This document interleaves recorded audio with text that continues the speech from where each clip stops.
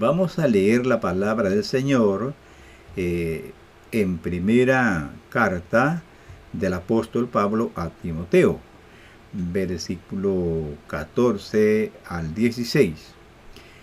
Lo vamos a leer en el nombre del Padre, del Hijo y del Espíritu Santo. Entonces nuestro tema de hoy es: la iglesia del Dios viviente sostiene y defiende la verdad. Esto te escribo, aunque espero ir en breve, pero si me retraso, para que sepas cómo hay que conducirse en la casa de Dios, que es la iglesia del Dios vivo, columna y baluarte de la verdad. E indiscutiblemente grande es el misterio de la piedad. Él fue manifestado en carne, justificado en el Espíritu, visto por ángeles, proclamado entre gentiles, creído en el mundo, recibido arriba en gloria. Leí la traducción, o sea, la versión textual, la traducción textual. Pues hay un poquito de diferencia. Me gusta esta versión porque es más literal. Bueno, Pablo en su primera carta ha dejado muy claro cuáles son los requisitos que debe llenar todo aquel que anhela ejercer liderazgo o ministerio en la iglesia. Primera Timoteo, por eso las primera y segunda Timoteo se llaman las cartas pastorales, porque son dirigidas al pastor, al joven Timoteo, que le da las instrucciones específicas de cuál era su forma de trabajar y le da, entre otras cosas, los requisitos que debe de tener una persona que aspira, que anhela o que va a ejercer el ministerio pastoral, cualquiera que sea el puesto. Él en su segunda carta también ha dejado muy establecido que la Biblia literalmente es la palabra de Dios. Y le dice a Timoteo que él mismo había sido instruido. También ha dejado claro que todo aquel que decide vivir conforme a las normas de la Biblia padecerá persecución. Ojo a este pensamiento. Pablo, además de decir que, asegura que la Biblia es la palabra inspirada del Espíritu Santo, y luego agrega, dice que todo aquel que decide vivir conforme a las normas escritas en la Biblia padecerá persecuciones. Esto es muy interesante, este pensamiento, porque vivimos en un mundo oscuro, hostil a la verdad, hostil a la palabra de Dios, y toda la persona que se decide a vivir su vida de acuerdo a las normas escritas en la Biblia va a tener persecuciones. Por ejemplo, escuchemos estas palabras que dice Pablo: los hombres malos y seductores irán de mal en peor, engañando y siendo engañados. Pero tú permanece en lo que has aprendido y te ha sido confiado, considerando de quiénes lo aprendiste, y porque desde la infancia conoces las Escrituras sagradas, que pueden instruirte en orden a la salud por la fe en Jesucristo. Pues toda la Escritura es divinamente inspirada y útil para enseñar, para arguir, para corregir, para educar en la justicia, a fin de que el hombre de Dios sea perfecto y esté equiparado para toda buena obra. 2 Timoteo 3:13 al 17. Del texto que tomamos como base para nuestro mensaje, que la iglesia es la columna y apoyo de la verdad, ese es nuestro texto base para nuestro pensamiento o nuestro mensaje que queremos transmitir. Al deducir esas verdades tremendas de ese versículo, aprendemos que la iglesia de Jesucristo es, como dice la traducción Reina Valera, columna y apoyo de la verdad. Por lo tanto, la iglesia verdadera sostiene y defiende la verdad. Nuestro Señor Jesús nos enseña que la iglesia es la luz del mundo y también es la sal de la tierra. Con esta afirmación, el Señor está dando una enseñanza maravillosa y un compromiso tremendo para la iglesia. Dice que la iglesia es luz del mundo, es sal de la tierra. La luz alumbra y pone las cosas en claro. La sal preserva y da sentido a la vida. O sea, la iglesia tiene vida. O sea que, si la luz produce gozo, seguridad, comprensión, liberación, vida, etc., entonces la iglesia de Jesucristo es importantísima en el mundo.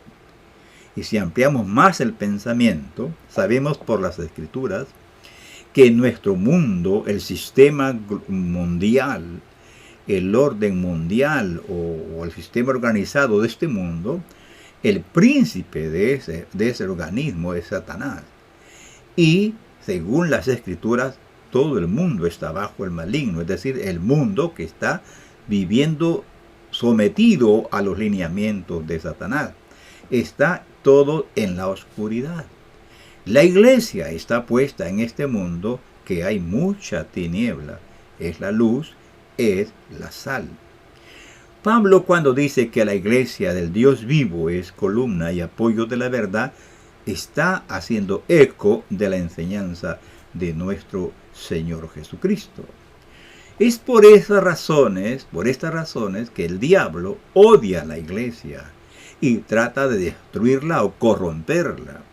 Realmente, la iglesia de Jesucristo, la verdadera iglesia de Jesús, estorba al diablo. Hace mal al reino del diablo. Porque la iglesia, aunque parezca que no está haciendo nada, está trabajando. Cuando hablo de la iglesia, no me estoy refiriendo a una denominación.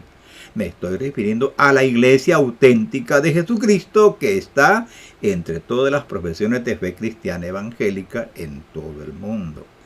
Esa iglesia viva, esa iglesia verdadera, que dice el Señor Jesús que es la luz y que es la sal de la tierra, y Pablo dice que es columna y apoyo de la verdad, repito, es odiada por el enemigo, porque la iglesia del Señor le hace mal al reino del diablo, porque le quita a muchas personas, libera a muchas personas. Por eso la iglesia es odiada. Por eso es que Pablo dice que todo aquel que quiere vivir una vida piadosa, es decir, se convierte a Jesús y empieza a vivir la vida para el Señor, esta persona padecerá persecución. ¿Por qué? ¿Quién se va a oponer? El diablo, usando a la gente que está bajo su dominio. ¿Cómo actúa el diablo para hacer daño a la iglesia y que no cumpla el propósito de Dios? Bueno, entre otras cosas, el diablo lo que hace es que corrompe a los líderes en su modo de actuar, o sea, y de pensar acerca de la Biblia. O sea, el enemigo se va a los líderes, a los maestros, a los teólogos, o a las escuelas de teología, a los institutos bíblicos, a los seminarios, a las universidades. Ahí está él, tratando de que los siervos del Señor torzamos las escrituras, corrompamos la misma escritura por nuestra propia ignorancia o nuestro propio pecado. Lo que estoy tratando de decir es que el diablo trata de corromper la mente de los líderes para hacer mucho mal a la iglesia del Señor. O sea que en forma sutil y progresiva los induce al pecado para así tener derecho legal en su mente y operar en ella. Es decir, el enemigo es astuto y muy malo. Él primero hace pecar al líder de alguna manera u otra lo ensucia el alma, le ensucia la conciencia por algún pecado o algunos pecados. Y cuando esta persona se somete a las tentaciones del enemigo, entonces le ha cedido terreno al enemigo y él empieza a operar en la mente de esta persona que antes predicaba la santidad, por ejemplo, y el sometimiento a la escritura, ahora se vuelve extraño, raro. Ya le da malas interpretaciones de la Biblia, usa la Biblia para sus propios intereses, etc. Pero es que hay un problema en su interior, ya está operando un espíritu de error. El enemigo ha logrado que la persona le ceda terreno legal para él operar desde la mente de la persona. O sea que el enemigo también corrompe el entendimiento y sugiere ideas que distorsionen el sentido de la verdad bíblica. Es así como el creyente llega al punto de defender lo que antes combatía. Es decir, lo que antes consideraba pecado, ahora lo considera algo normal. Pero es que algo ha sucedido en el interior de la persona. El pecado corrompe la conciencia, perturba la razón y también los sentimientos. Pablo advirtió en contra de este gran peligro cuando él dijo a los ancianos de la iglesia de Éfeso. Oiga lo que le dijo Pablo a los pastores que reunió de los hermanos de Éfeso. Yo, dice Pablo, yo sé que después de mi partida vendrán a vosotros lobos rapaces, que no perdonarán al rebaño, y que de entre vosotros mismos se levantarán hombres que enseñen doctrinas perversas para arrastrar a los discípulos en su seguimiento. Hechos 20, 29 y 30. Es inevitable que hayan falsos maestros. Como puede ver usted, el mismo Pablo les dice, de entre vosotros se levantarán personas que van a buscar gente para que les siga a ellos, para sacarles provecho. Pablo es clarísimo en su mensaje. Como dije, es inevitable que haya falsos maestros, pero es nuestra responsabilidad enseñar a nuestra gente para que se cuide de la plaga de las falsas enseñanzas y los falsos líderes. Cada creyente verdadero debe actuar como un vigilante de la verdad. Los miembros de la iglesia deben vigilar que los dirigentes estén a la altura de las demandas de las Escrituras.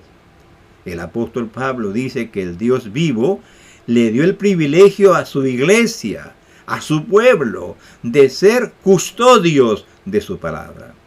Por ejemplo, él habla hablando de Israel en Romanos y él hace preguntas. Dice, ¿en qué pues aventaja el judío o de qué aprovecha la circuncisión?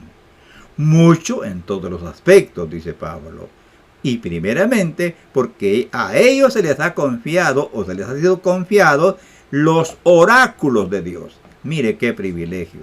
A ellos se les dio el privilegio de ser depositarios de la revelación divina. A la iglesia también el Señor le ha dado ese grande privilegio de ser encargada y comunicadora de la verdad divina. Si la descuidamos, si nos llamara al Señor a cuentas, ¿qué vamos a decir? O sea, si nosotros descuidamos la Santa Biblia, ese tesoro que se nos ha encomendado que lo cuidemos y lo descuidamos, ¿qué cuenta le vamos a dar al Señor? Si la acomodamos al pensamiento mundano para que sea más popular y aceptada por todos, nos vamos a convertir en administradores traicioneros y enemigos de Cristo. Somos privilegiados nosotros de parte de Dios, pero también tenemos gran responsabilidad. Este tesoro de la palabra de Dios se le ha confiado a la iglesia para que viva de acuerdo a sus normas y la proclame con toda la pureza que pueda en el nombre del Señor. La iglesia también, como columna y apoyo de la verdad, debe luchar ardientemente por la integridad de la doctrina que se le ha encomendado. Trabajar por la integridad de la doctrina bíblica es tarea de cada creyente en particular, no solo de los predicadores o maestros. Solo así podemos cumplir con ese ideal santo de nuestro Dios, con ese propósito del Espíritu Santo que nos ha dado, que es la edificación del cuerpo de Cristo. El cuerpo de Cristo no se puede edificar con filosofías o ideologías humanas, sino solamente con la palabra de Dios. En nuestros tiempos se habla, por ejemplo, se hace énfasis en muchos sectores evangélicos y que se está, como dicen, proclamando y procurando la unidad, supuestamente, de la iglesia. Esto es bueno, pero ¿qué entendemos por unidad de la iglesia? La unidad de la iglesia no es estar de acuerdo con todos los credos. Muchos hay que predican la unidad de la iglesia sacrificando las doctrinas de la Biblia. Un escritor dice: la unidad de la fe es imposible a menos que sea erigida sobre la verdad establecida y reconocida. John MacArthur. Jesús nuestro Señor, en su oración sacerdotal, él oró así: santifícalos en la verdad, pues tu palabra es verdad. Tenemos que ser santificados en su palabra. Un erudito bíblico escribe: el compañerismo que abandona o menosprecia las doctrinas cruciales de la fe no es unidad cristiana, es una concesión impía. Cierro la cita. La verdad de Dios no está fragmentada, dijo otro hermano, ni dividida contra sí misma. Pero cuando su pueblo lo está viviendo apartado de su verdad y de la fe, del conocimiento y entendimiento correcto. Esto lo dice MacArthur, John MacArthur. Y quiero leer otra vez este pensamiento de John MacArthur, y que tiene razón. Dice: pero cuando su pueblo está dividido, está viviendo apartado de su verdad y de la fe, del conocimiento y entendimiento correcto. O sea, la doctrina bíblica es la base de nuestra fe y debería de ser la base donde está sentada la unidad de la iglesia. La iglesia de Jesús, como depositaria de la verdad, debe estar consciente que milita en un tiempo altamente profético.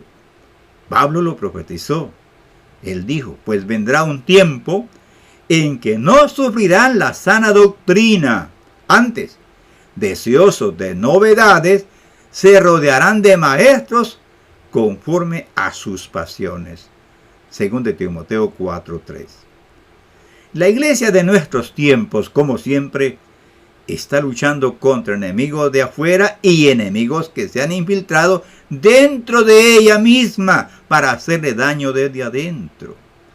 Es tarea de la iglesia del Señor Jesús mantenerse en la verdad bíblica y proclamarla con valor y perseverancia.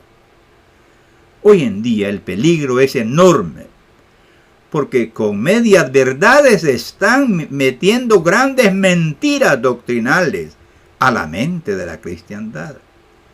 Es nuestra responsabilidad como iglesia del Señor Jesús mantener con firmeza la verdad de la palabra de Dios.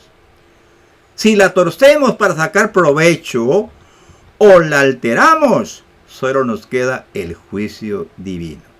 En conclusión, la iglesia debe perseverar en la fe y debe preservar la palabra como el tesoro más precioso en la tierra. Si la iglesia altera, falsea, menosprecia o abandona la verdad bíblica, destruye su única razón de existir y se enfrentará al juicio divino. Está escrito: no os engañéis. Dios no puede ser burlado, pues lo que el hombre siembre, eso también cosechará. Gálatas 6:7. Gracias, Señor, por la palabra suya. Gracias por esta oportunidad. Por favor, Padre Santo, bendícenos. Te lo ruego en el nombre de Yeshua, tu Santo Hijo. Te pido, Padre, bendice a tu pueblo. Ayúdale en los momentos tan angustiosos. Denos fuerza. Que sean libres en el nombre del Señor Jesús.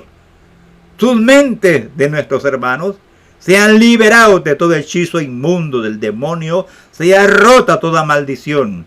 Y sea libre tu pueblo para que todos escuchemos tu palabra para gloria de tu nombre. Bendice a las familias. Bendice a todos los que escuchen este mensaje de hoy. En el nombre del Señor Jesús. Amén. Bueno, mis amados hermanos, que el Señor nos ayude siempre, que nos dé fuerza para seguir adelante. Recuerde lo que somos como iglesia del Dios viviente. Dios nos bendiga a todos y hasta pronto, si el Señor lo permite.